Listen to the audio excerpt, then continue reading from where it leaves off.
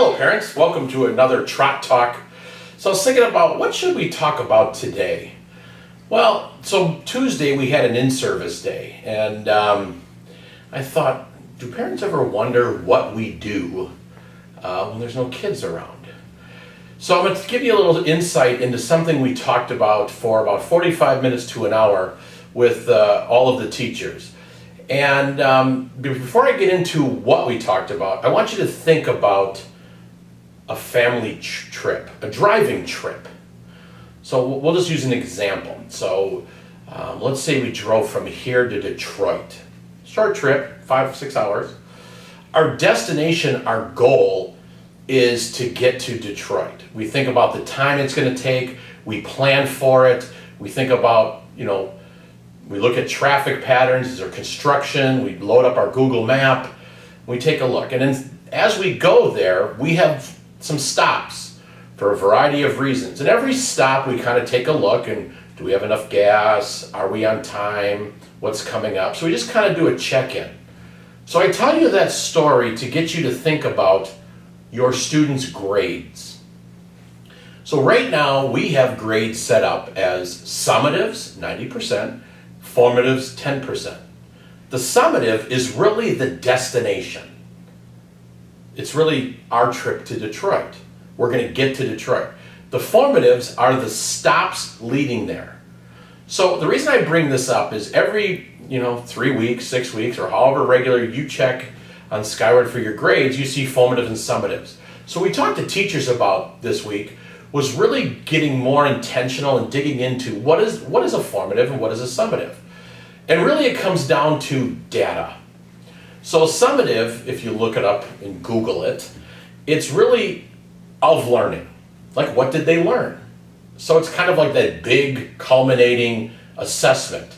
The formatives are really the practice and the check-ins, the measurements.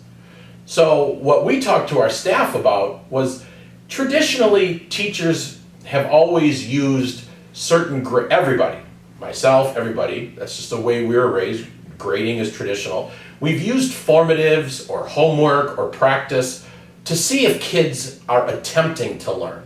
So basically measuring their behavior. Are they doing something? Are they turning it in on time?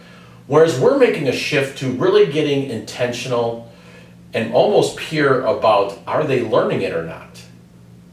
So we talked a lot about what is a quality formative assessment. And what we came down to is it is whatever the teachers use to measure are the kids learning or not as it leads up to their destination, the summative assessment. So they get feedback at that point.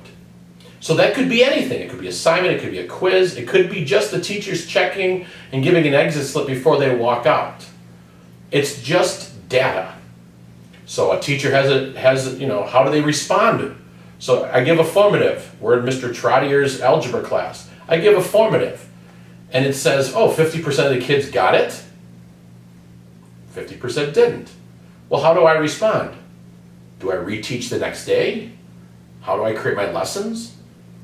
Well, part of the reason we've added flex to support the student and the teacher is when that 50% didn't learn it, they can call those 50% in and use flex to help them get up to speed, get to that, back on track to their destination, which is performing highly and successfully on the summative. So we just really dug into that. And part of the practices we noticed were some teachers were using some traditional methods. And that's okay, that's what we know. They were using assignments or worksheets or things like that, and it was the work. But were they using the assignments, the worksheets, whatever it may be, to make a determination on what to do next? And then the summative is that culmination. So really the formatives should lead up to the summative.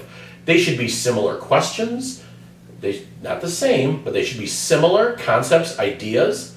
So when the student gets to the summative, it mirrors what they've learned and the measurements leading up to it. I'll give another story and I'll close with that. Say you're training for a half or a full marathon. You are going to do your best. I got to get to this half marathon destination, 13.1 miles.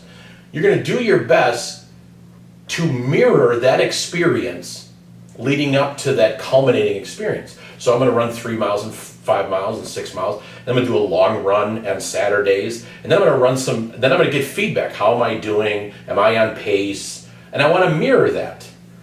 And I want to make sure that those formatives, those preparatory practice activities are preparing me for that culminating experience. So I just wanted to talk a little bit about that. I hope it gives you greater insight. So what can you do with this information as a parent?